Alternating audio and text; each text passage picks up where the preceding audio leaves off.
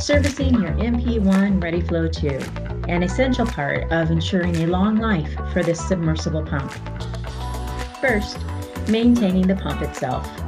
Remove the set screw from the pump screen. Remove the pump housing, turning it counterclockwise. Lay out the pieces in order for easy reassembly. Inspect the Teflon wear plates and rings for excessive wear. If you can see through them, you should replace them. Inspect the stainless steel impellers and guide vanes for excessive wear or lodged particles. Now, maintaining the motor. First, remove the filling screw on the bottom of the motor and check the O-ring for damage. Then, remove the screws holding the bottom bearing housing. Push the rotor through the housing to remove the bearing housing.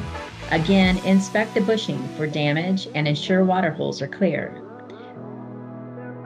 Remove the rotor from the stator housing.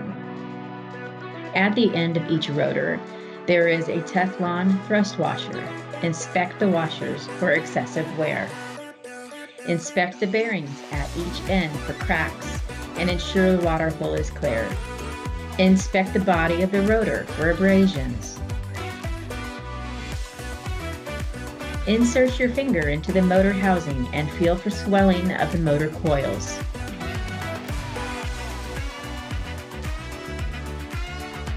Reassemble and add distilled water to full capacity of the motor.